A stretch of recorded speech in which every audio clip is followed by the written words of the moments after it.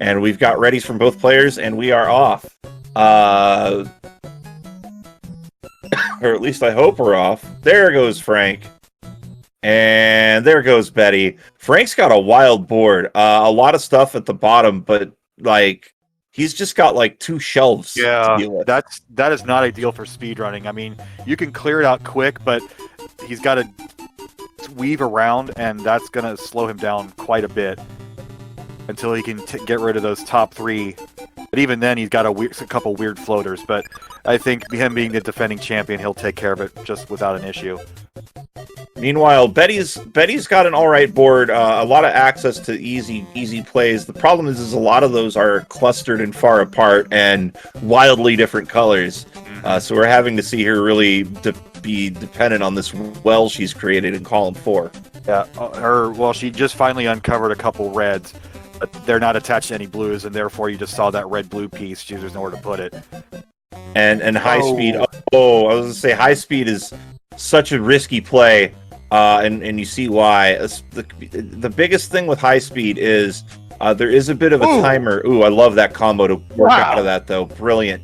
Packy was saying in chat earlier that Betty's foresight's good, and I think we saw it, a flash of it right there. As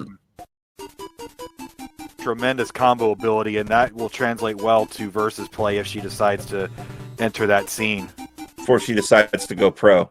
Yeah, exactly. In fact, like when she made that miss drop, you could even see her face for a moment. She oofed so hard, her face came out from behind Betty's face. Watch what speaking of foresight, watch what Betty's about to do here. She's going to get all of those yellows on the bottom half of her board. And what the benefit is there is she now has a big old easel to work with to play horizontally. It's not ideal. As Frank has been out of 6 for quite some time. Yeah. But at about 2 minutes, a very respectable time. When you're forced to have to play up like that, and you will do so on high speed because you will make mistakes when you get to the higher levels. And you'll either panic and top out, or you'll be desperately trying to get something done. But the real strategy is if you make a mistake like that, on high speed, it automatically becomes your final priority. You just got to clear everything else around it. You'll probably be forced to play that horizontal play, but you can't spend too much time on high speed, getting mad at decisions and trying to panic fix them. I am a big fan of forcing high speed in these situations just because it's not the official ending of the game to beat it on 20 medium. So that's just me being a curmudgeon. But the speedrun rules are speedrun rules, and we're not going to make any huge alterations to them for our own amusement. But Frank is out in under 3 minutes, so that's a pretty good time. Is anything sub 3 through both the 7 or 6 and 7? Right around there, which is very good. Probably not looking at anything sub 6 unless he has just a just absolutely crazy run here on 8. But definitely sub 7 right now. And we're seeing Betty get a little more confident in her plays here as she cleans out. She's out at 325, so in terms of time, she's not that far behind right now. She's only down by 11 viruses. I think 8 might be slowing Frank down a bit. It's also interesting, I noticed that Frank kind of swims his pieces even if he doesn't necessarily have to. I wonder if that's actually increases his speed to drop, or if that's just kind of a natural reaction. I don't know. He's the champ, so it obviously works.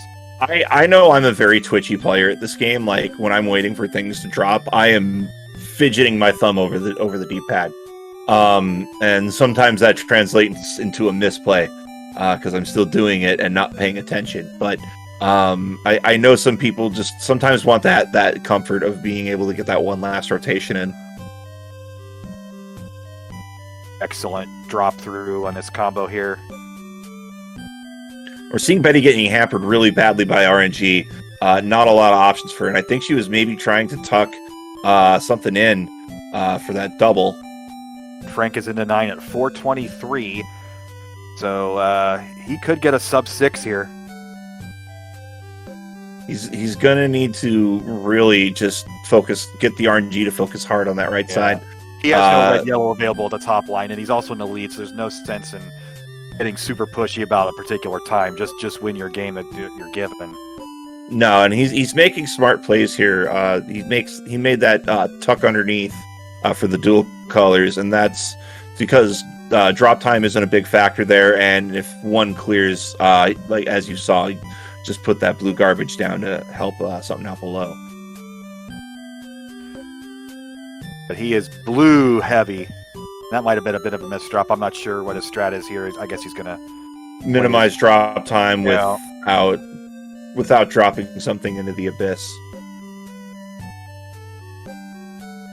And I think he's also kind of holding out for a double red.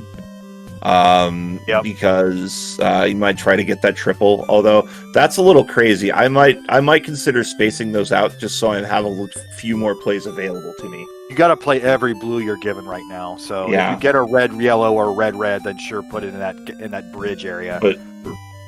But red blues are either going to finish a combo or they're just going to be used to build something. So Betty's out. I didn't get to her time, but she was under 6 minutes. So she's at her last board, and she got down to 25. But Frank is going to get a pretty hot 605. 605. That ties his PB for round one. So great job there, and there's not a whole lot you can do when Frank's playing lights out like that. We'll see but if Betty wants to finish this out.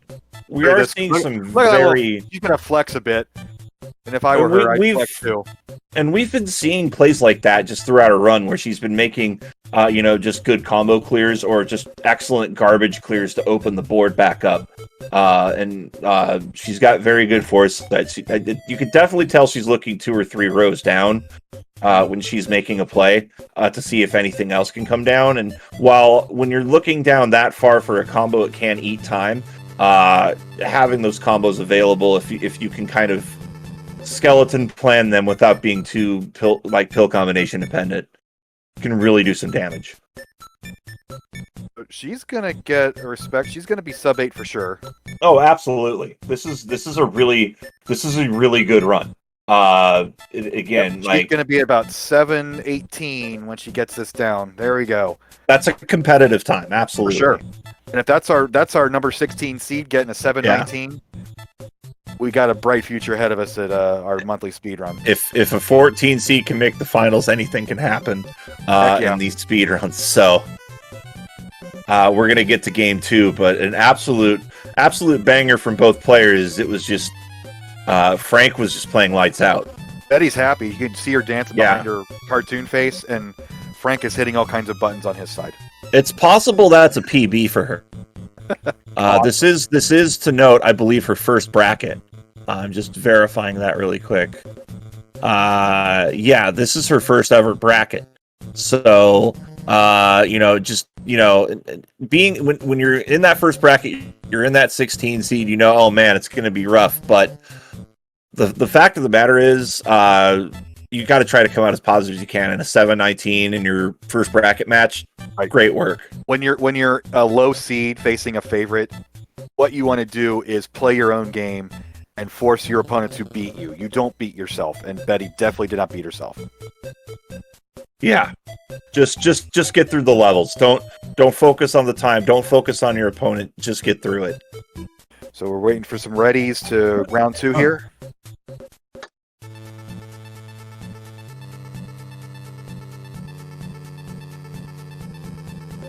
Mark saying the cat has been locked, so it is not a distraction. Thankfully, we have had minimal animal interference in our tournaments.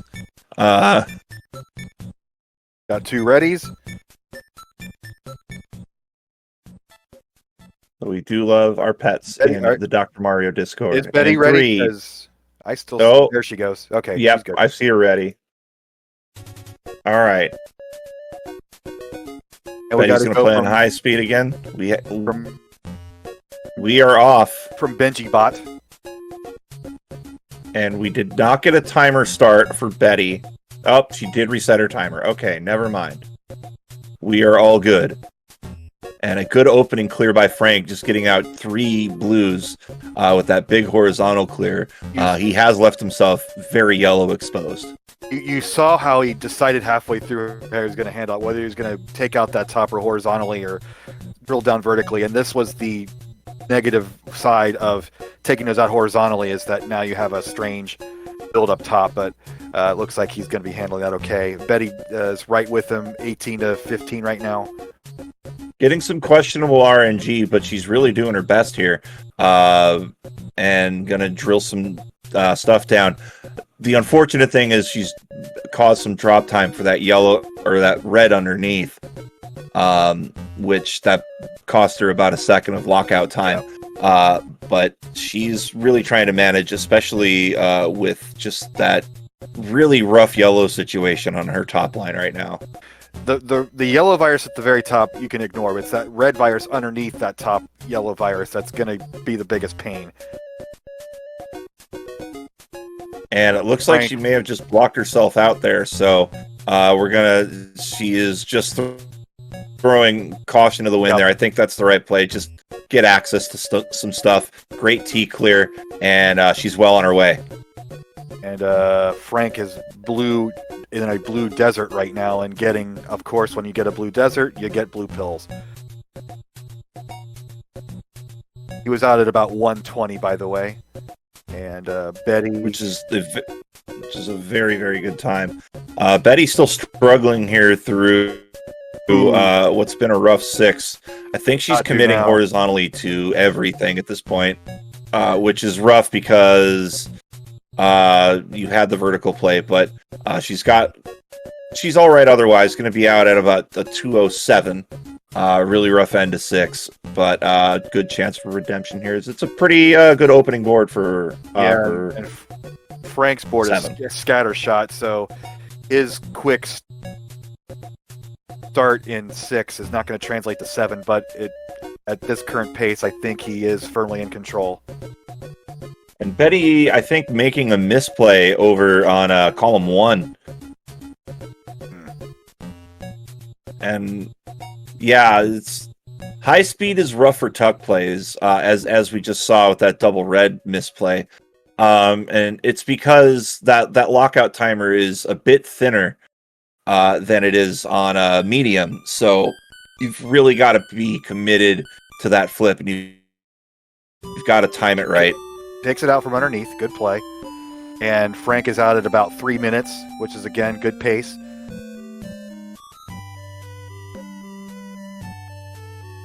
I think Frank going to be looking for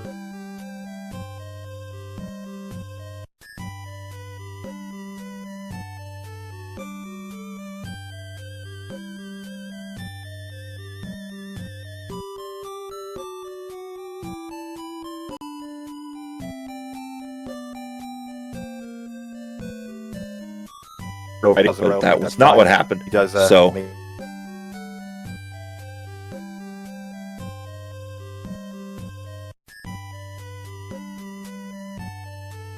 Normally, you think people.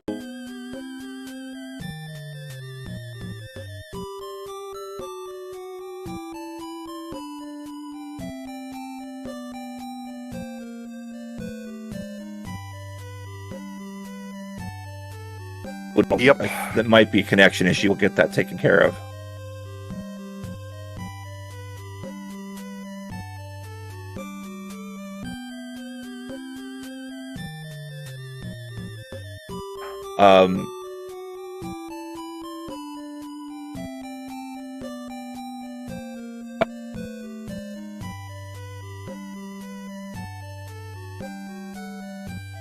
John, if you could go take care of that.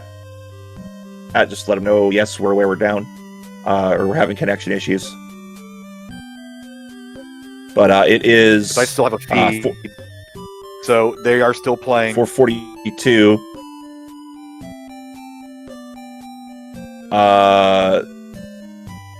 Is what Frank got into 9 at here, as Betty at about the 5-minute mark seems to be struggling a bit, but making some smart horizontal plays just to kind of give herself a little bit more leverage. And she does have a lot of triple stacks of garbage, which you hate seeing so many to take care of. but I know that she will do it as quickly and efficiently as she's able. As we hit the 6-minute mark, Frank has a dozen viruses to go here. A lot of them blocked together in groups of 2. That'll make clearing things out a lot easier, as everything is now free and clear for Frank. You know what I said? He wasn't going to get that hot 6. I was incorrect. He is 3 pills away, and he's just about going to be about 6-12, 6-13. 6-13. So Frank takes the series 2-0 over Betty. Betty having a good run there, but we're seeing sometimes those struggles of high speed where the just one mistuck really messes with you for the rest of the game. And for a first run, it's good thing to build on. I suspect that she won't be the 16 seed next month. Yeah. So watch out. You saw what happened to Savage. You saw what happened to Flubs. I mean, everybody who's in here the first time, they get better. They don't stay at 16 and. Yeah. Yeah.